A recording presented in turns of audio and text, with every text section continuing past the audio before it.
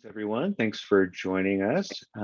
As we're entering the room, well, first, I just wanted to say that welcome to NASAA's research briefing on state arts agency revenues for fiscal year 2022 and our report.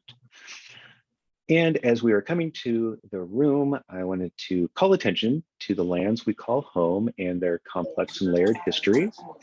NASAA does this at the outset of every convening to convey respect and appreciation for the original people, places, and cultures of this country. Please join me in a moment of reflection to honor the lands we occupy and the histories of their indigenous peoples. As we acknowledge the taking of their lands and their lives, let us commit to responsible stewardship of the land and respect for the First Nations who remain part of the past, present, and future of places we call home. We must also acknowledge the people who were forcibly taken from their ancestral lands in Africa, uprooted from their cultures, and enslaved to build the economic infrastructure from which this country now benefits. And we are posting a link in the chat so you can find the name of the indigenous people of the land on which you reside. Over the next couple of minutes, please find and post the name of the original people in your area in the chat to acknowledge and show the breadth and depth of the debt we owe. Thank you for that. I'm Ryan Stubbs, Senior Director of Research at NASAA. I'm coming to you from Denver, the traditional lands of the Ute, Arapaho, and Cheyenne peoples. And I'm joined today by my colleague, Moshe Rhodes, NASAA's Research Manager, and NASA Research Associate, Nak-Young Rhee. And today we're going to be talking about our recent report on state arts agency revenues for fiscal year 2022. I'll also mention that if you have any questions, please feel free to go ahead and put those in the chat.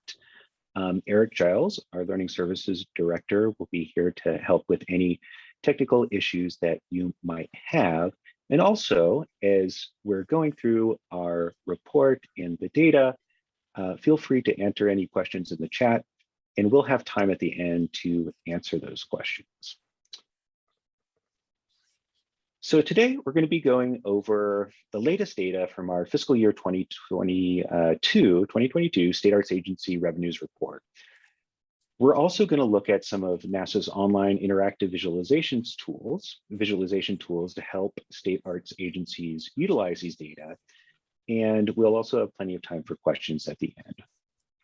Now, our goal in providing these research briefings, and we've really only done a few of these so far, but we want to give NASA members another way to consume information and to facilitate understanding of the data. We know that you all are inundated with information with little time to read and digest, so we hope this is a convenient way for you to learn more about this year's state arts agency funding data, and it gives us a chance to discuss the report and answer questions that you have.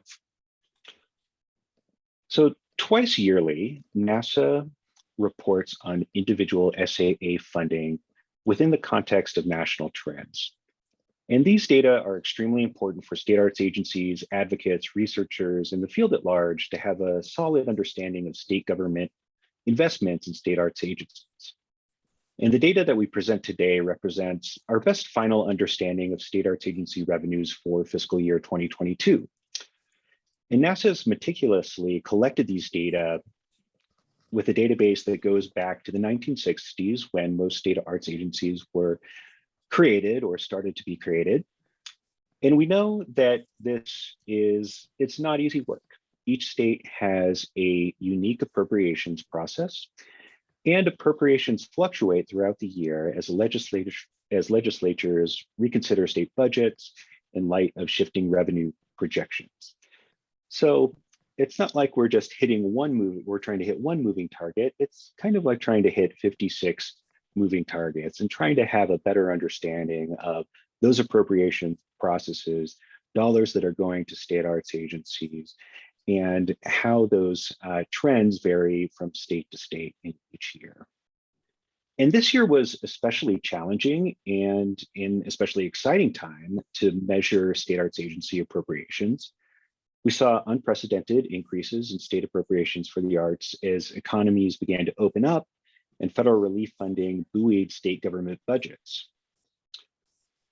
Understanding the relationship between federal funds for state and local governments that were received via American Rescue Plan funds and state arts agency budgets that was especially challenging. And I'm sure our understanding of this issue will evolve as more and more states utilize ARP funding for the arts. We also have continued concern for future year budgets for state arts agencies as federal funding, federal relief funding goes away or dries up. And on one hand, we're confident that the excellent stewardship of relief funding by state arts agencies will benefit many states for future funding decisions. But we don't foresee this year's spike in appropriations to be a trend. And so I think we're all curious about how future appropriations will trend. And as we're going through and you're learning about the data and we're doing this presentation, we'd ask you to think about how will your current FY22 appropriations affect future year budgets, and how it will affect advocacy and decisions that lawmakers are going to have to make and state arts agencies are going to have to make as the landscape will undoubtedly change. So with that, I'm going to hand things over to Moshe Rhodes to go over the data in our report. Thank you, Ryan. It's a pleasure to be here and meet everyone for the first time. I'd also like to thank Nak-Young for all her hard work on this report. So let's see. Maybe I have to click my mouse. There we go. Okay, so as we can see from this visual, fiscal year 2022 is literally off the charts.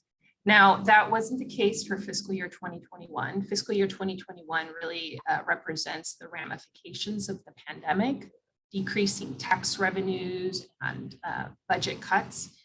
Budgets became restricted and the arts experienced those restrictions and those cuts. So fiscal year 2021, that did represent the ramifications of the pandemic.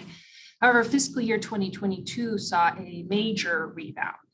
And that is in part due to the opening of economies, increased tax revenues, the sort of going back to normal. And it is also in large drastic rebound is also in large part due to federal pandemic relief, CARES Act funds, and also ARP Act funds, specifically $350 billion that was dedicated to states to use in discretionary funds, and the purpose behind which was to balance budgets. So these two working in tandem have really increased state arts agency revenues for fiscal year 2022. So much so that we have seen a 104% increase in 2021, amounting to almost $821 million.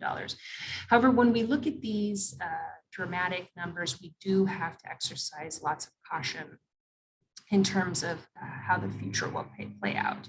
While tax revenue might remain stable or increase, pandemic aid is likely not to. It's likely not to be seen at the same levels. Also, it is important to note that the increases have been uneven, and this is due to the timing of ARP funds. ARP funds must be designated by 2024, and they must be spent by 2026. And some states have accelerated these expenditures and others have spread them out. So it is very uneven from state to state. So we must keep all these things in mind when we are looking at these numbers and trends. So it is, when we talk about legislative appropriations, they are very important because they represent the bulk of state arts agency budgets and their revenues. Legislative appropriations account for 67% of state art, on average, state arts agency budgets. Line item appropriations for 23%. So this is really the thrust of state arts agency revenues.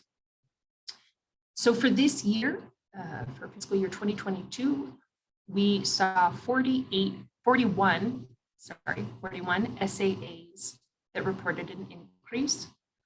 Around 27 reported an increase of greater than 10%, and the average increase was around 15%. Now, this is in stark contrast to fiscal year 2021, where we saw 25 SAAs report a decrease, and around 15 reported a decrease of greater than 10%. And we had no report of a decrease of greater than 10%. In fact, the median decrease was around 2.5%. 9 SAAs reported flat funding, consistent, remained the same, neither up nor down, and 6 SAAs reported increase. And when we consider these numbers, it is also important to understand that around 56% of the increase is driven by a few states: California, Illinois, New York, New Jersey, and South Carolina, that have seen large one-time multi-year appropriation and multi-year funding, large one-time appropriations for multi-years funding. So line items. It is important to remember also that line items do tend to be very volatile. Over the past 5 years, line items have changed from 5% to around 26%. Fiscal year 2022, there has been a 741% change in line items from 2021 to 2022. 2021 was around 25 million, 2022 over 210 million. And these are driven by a few states, again, California, Connecticut, Illinois, New Jersey, and South Carolina. So state arts agency revenues and budgets are correlated with economic recessions. During the Great Recession of 2008, it was around on average, a 27% decline in SAA revenues. And economic ripples, of course, they tend to affect state budgets, and they tend to affect state budgets years later, even after the general economy has rebounded. We did not see this for fiscal year 2022. Yes, we saw a dip in 2021, but we saw a rebound. And as I said before, that's due to several things. So first of all, the economy wasn't, the mechanisms of a recession were not necessarily in place. It was just put on hold. And so with the reopening of the economy, we kind of went back to where we were before, but also federal pandemic aid has really pushed budgets back up. So when we talk about these absolute numbers, we must talk about the context of the numbers and what these numbers mean in light of other factors. So we all know that 2021, while fiscal year 2022 has been a boon for SAA budgets and revenues, 2021, we saw some of the highest inflation that we've seen in decades.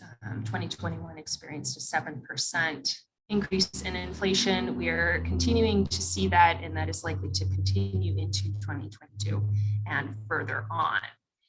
And what does that mean? That means that a dollar today is not the same, does not have the same purchasing power as a dollar yesterday. And so inflation creates a gap between the absolute numbers that we see and their purchasing power. So although fiscal year 2022 is the highest we've seen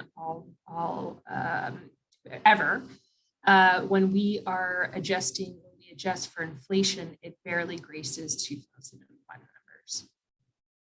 And the same thing for per capita figures, because SAEs do represent the entire population of their states. As population grows, they need more proportionate funding in order to serve the entire population. And so as we can see here, while nominal per capita reached record highs of $2.45 on average, they have barely graced 2001 numbers. So I will end, my last slide is on Table 9. Table 9 compiles the pandemic relief for fiscal year 2021 and 2022, our last report compiled fiscal year relief for fiscal year 2020. And the sources for these data and information are coming from the revenue survey itself, communications with members, and a little bit of online research. And because many states have yet to fully allocate their ARP funds, we are continually monitoring these activities. And so for any updates, please do not hesitate to contact us. And now I will pass things over to Nak-young, who will share some of our interactive data. I'll share my screen.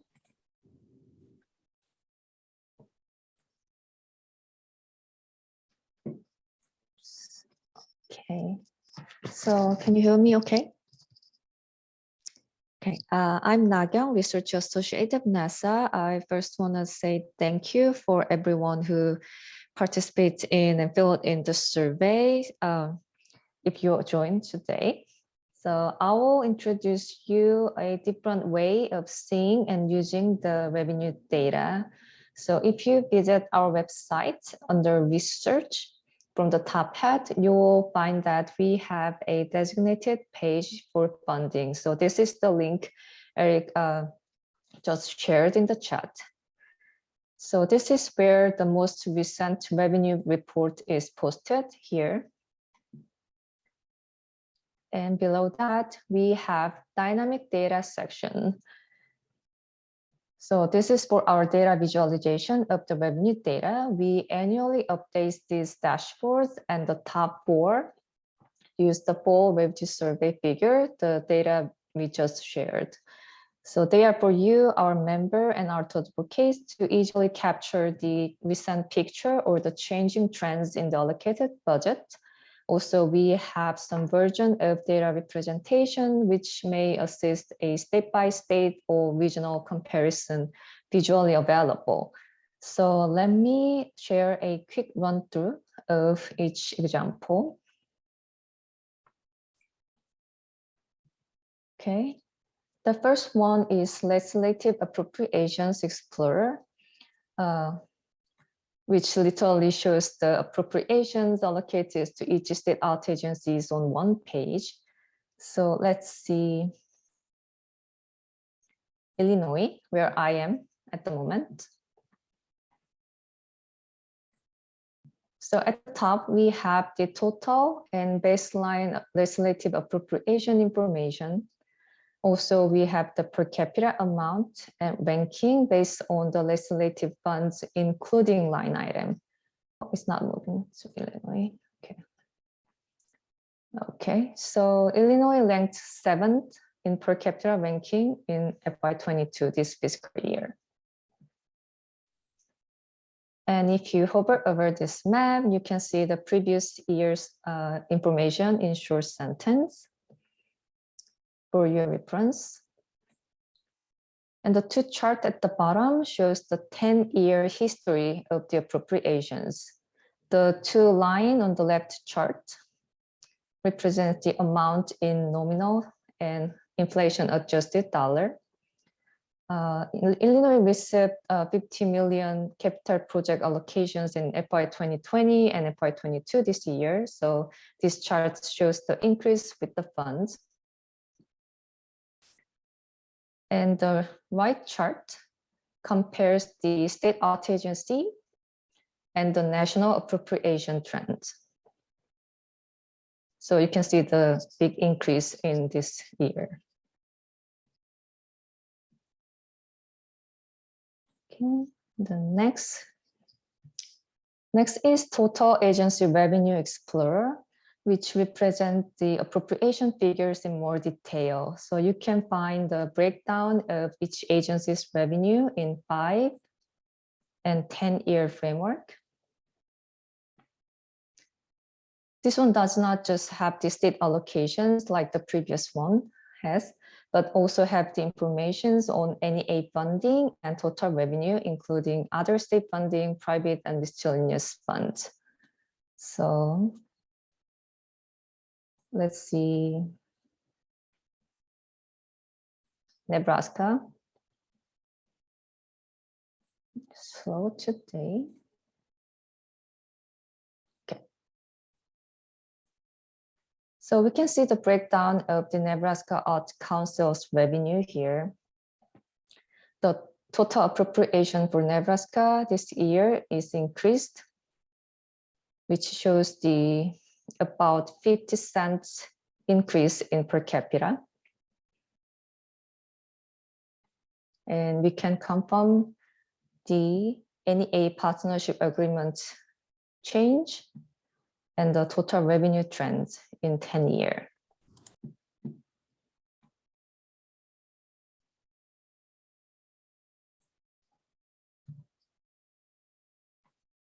Okay, then moving on to the next.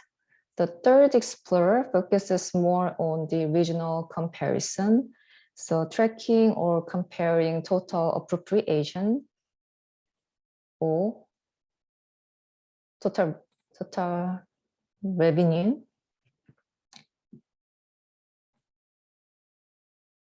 and per capita amounts and the ranking are available in this dashboard.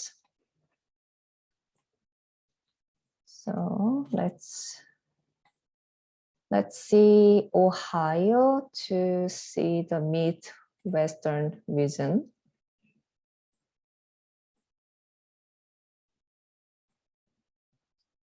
So we can see the comparison of 9 states for appropriation, for total revenue, and the change over 10 years. So we can see the same pattern here for Illinois, the big increase in 2020 and 2022. And the per capita comparison for the states and the ranking change over time.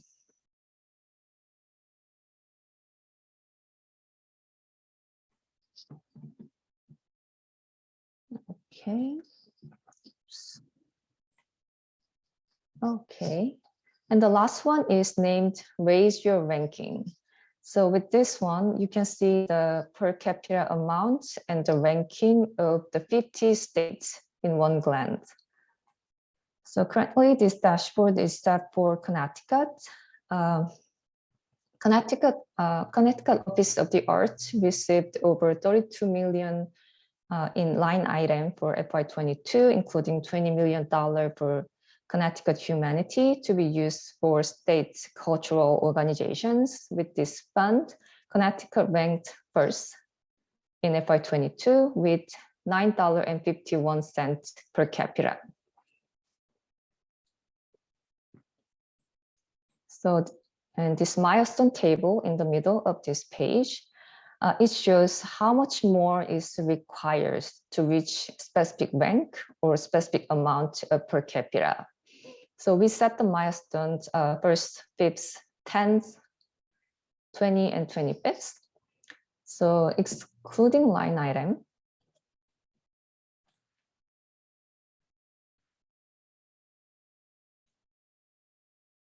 the first in the ranking is Minnesota with about $7 of per capita amount. So this milestone table now shows how much additional appropriations would need for Connecticut to reach the ranking or the specific per capita amount. And using the third step here in this Explorer, you can test how the ranking would change with forecasted appropriation change in your agency. So let's say that at the moment, without the line item, Connecticut ranks at 41st. Let's say if there's 4 million additional funding for Connecticut. Then Connecticut moved up to 21st from the 41st. So this is how all the dashboards work. That's it. So we hope these dashboards are helpful for anyone who is interested in this information. If you have any question, concern, or suggestion regarding these visualizations, please feel welcome to reach out to us. Thank you. And Ryan, Moja, please take over. Great, thanks so much, Nakyang, and thanks, Moja. So yeah, there are a lot of ways to access this information online. We do try to be thorough with what we publish, and hopefully we're providing tools that are useful for you all. But you don't have to use those tools online. If you don't want, you can always give us a call or an email. We're happy to pull customized data, benchmarks, looking at comparison states with like budgets. We use these data for all types of purposes. So please always feel free to reach out to me or any member of our research team for any custom requests.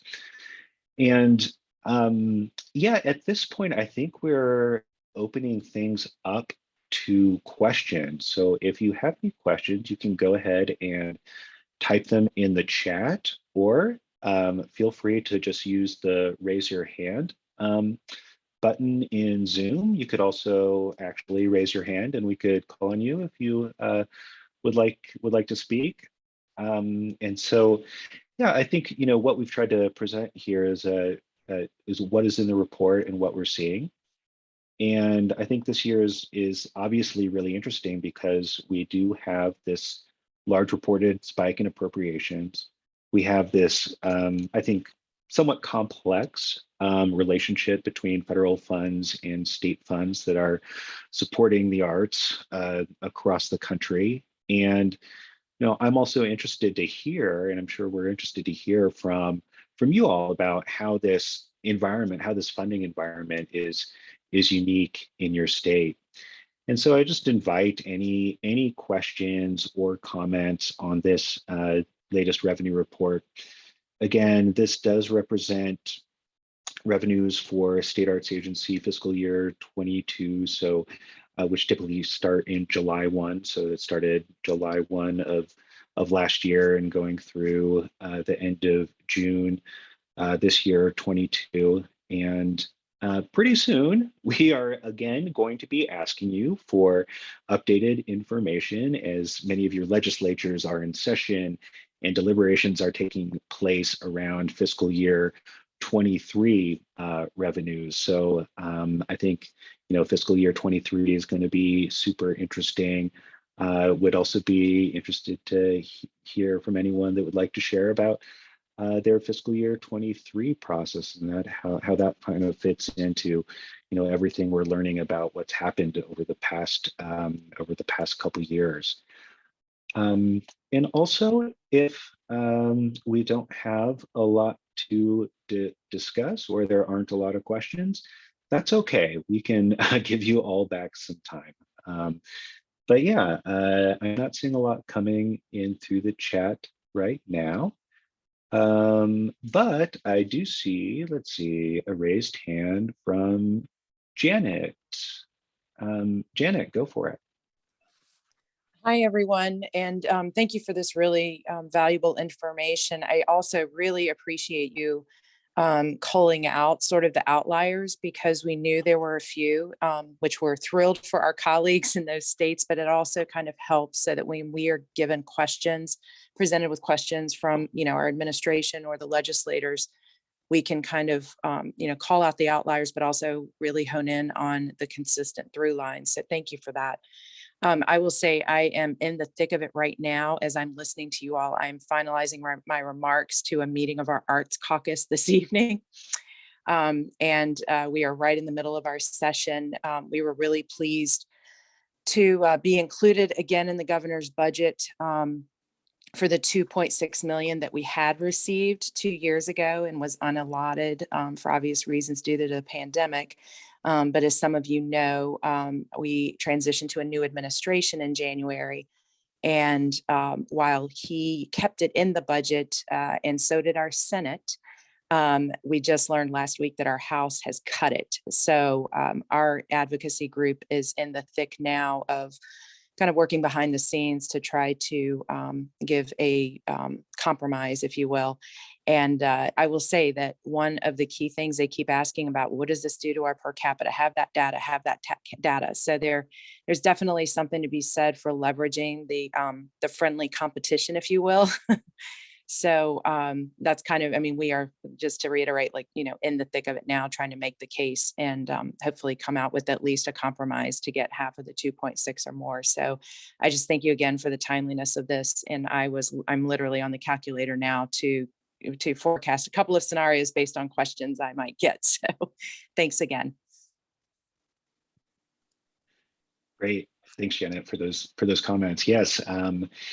Yeah, we know that the the question about where will our ranking end up based on what dollars we might receive is a common one. So that calculator is just a really quick tool to be able to plug in some numbers and see where you might stand related to some colleagues. It's always helpful to show some healthy competition between states. I know that folks have found that to be a useful strategy, especially for states that may want to be above or above other states in their region or other like states.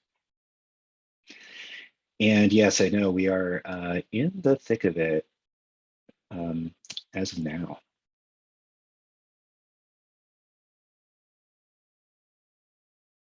Any other comments or questions?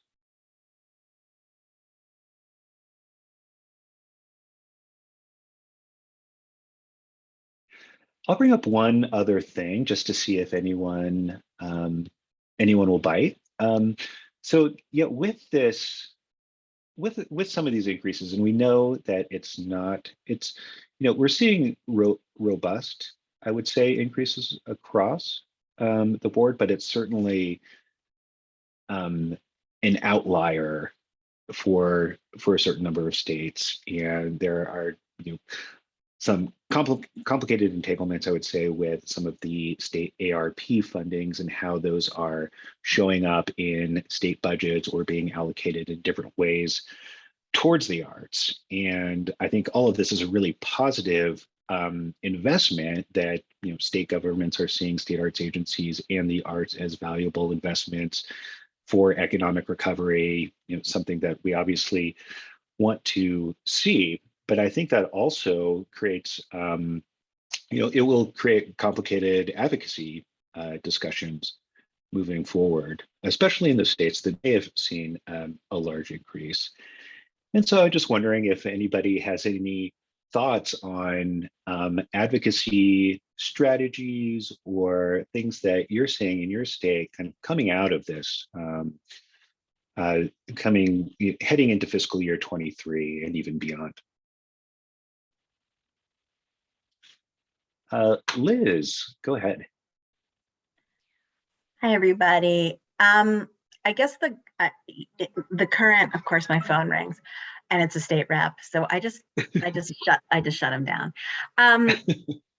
I think the most complicated, so yay Connecticut, right? But I think the most complicated thing that we're facing in Connecticut is we have now come to the attention of the legislature because of the loud voices. And so now, every time that I'm in an agency budget working session, it's like, okay, so when are you going to have that data about the history of all your funding and all the state funding over the past gazumba years, And so right now I have like a big, huge database that is going to be the combination of our grants and Connecticut humanities grants through state support for the last several years that is getting, that I have to combine and create, which is good. And it's something probably we should have been doing for a long, long time. So duly noted.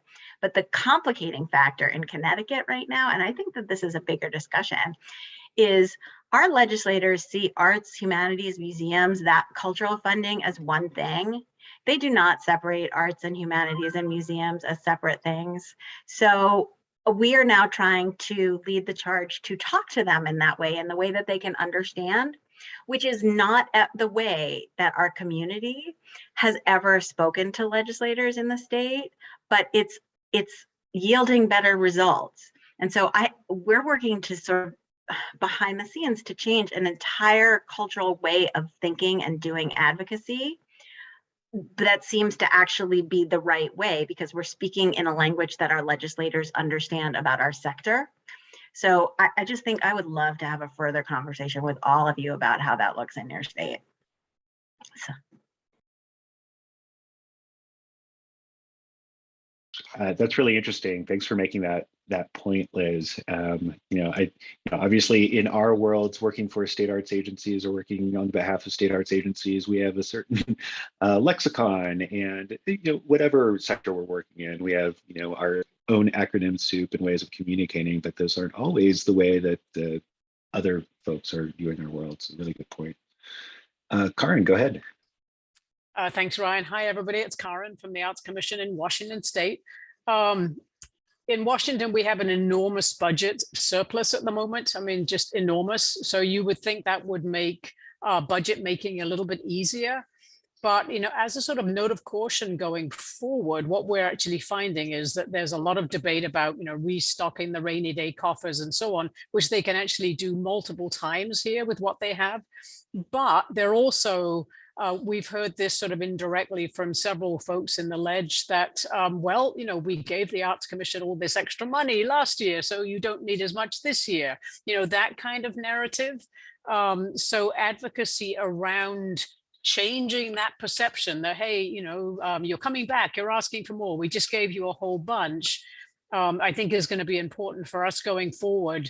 And, initially we had thought about, receiving CARES money, ARP money, state money, through the various recovery plans, that we would then distribute and do it super effectively and efficiently, which we've done. And, my thought was that would then set the stage for coming back in and saying, hey, look how well we did with this. So let's hang on to this extra money. And that's going to be part of our plan. But, if we're going to run up against legislators who feel like, well, you've just had all this money, how come you're asking for more? That is going to require some sort of smart thinking about that. I'm sure we would welcome a conversation with us all, but welcome NASAA's support and input as well. I don't know if anybody else is coming up against that, but that's happening in Washington. Yeah, that's really interesting. Just one quick thought about some ways to position that is thinking about communicating historical funding, right? And how small, relatively speaking, funding for the arts, especially in Washington, especially everywhere, right, how much a small percentage of the overall state budget that has been for such a long time. And also talking about inflation, right? Especially we see inflation spiking, and we look over this long-term trends of, it's very hard to ever get back up to the same effective buying power that you had in previous years as inflation keeps on going. And over many, many years, the appropriations have only gone up so much, right? And now we're in a space where they have gone up. Well, that's where they should be, maybe that's where they should be, and that's where they should continue to go up. So, maybe there's some ways to put some of the historical data in context. One thing that's in our report is we look at the percentage of the total budget that the state arts agency budget comprises, right? And it's like 0.03%, maybe went up a little bit this year, but still, like, relative to the overall state budget, things are small. There was also an interesting comment in the chat by Jermaine Williams that was talking about, yes, we're we've seen this huge increase, but we also have to consider it in terms of the just catastrophic loss that the arts community has experienced over the last couple of years. It's been hit, and just very badly. And so I think we always need to keep that in mind. Yeah, that's a great point. And I think we see more and more data showing how severely arts organizations were affected during the pandemic. So that could be a really important talking point as well.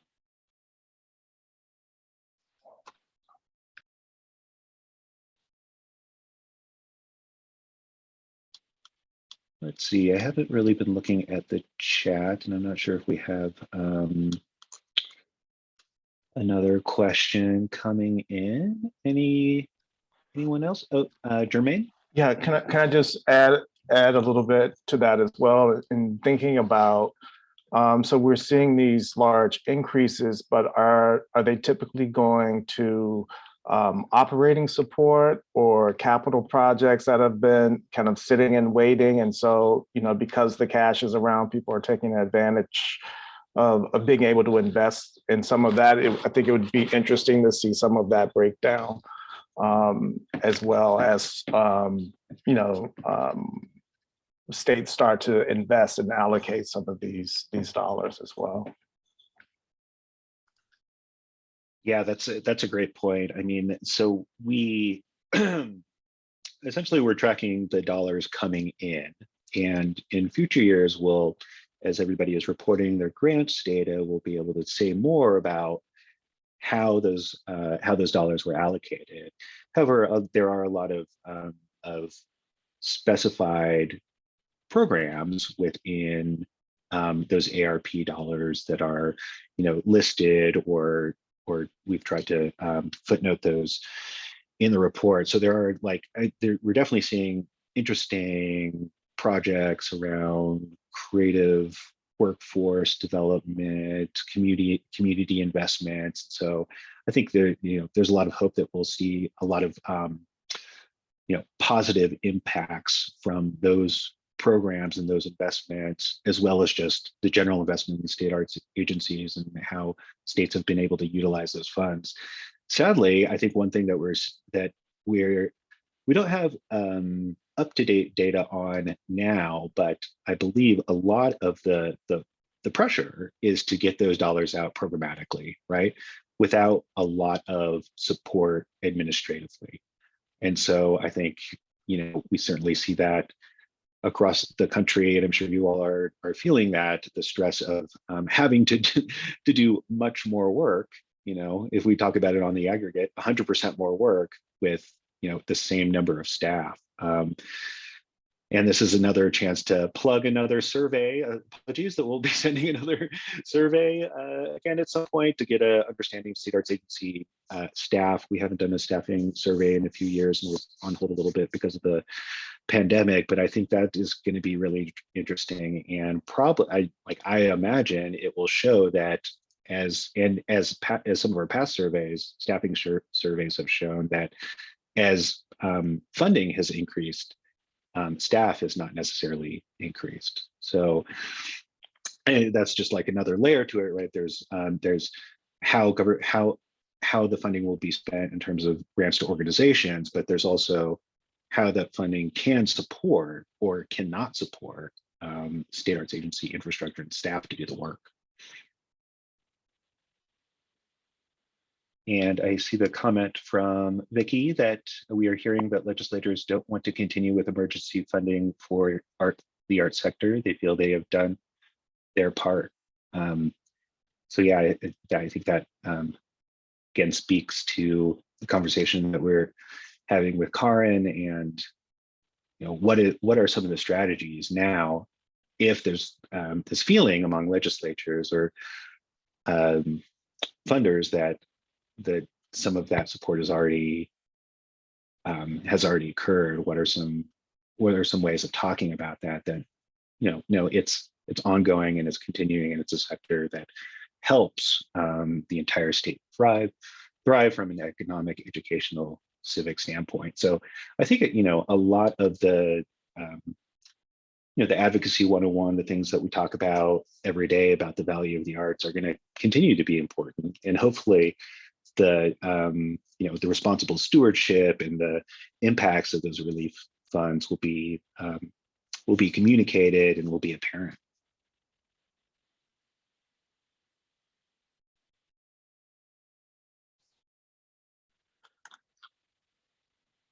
Okay, any other comments or questions?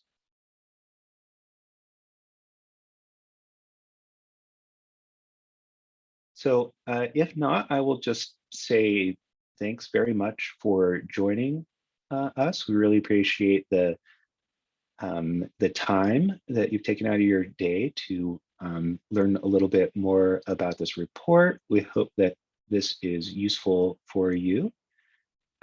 Thanks for your insights, and we will continue to ask you for this revenue data with apologies, but also lots of thanks for providing it because it helps all of your colleagues across the country. So hopefully you have a little bit of time remaining for your hour, and we appreciate you, and we'll see you soon. Thanks, everyone.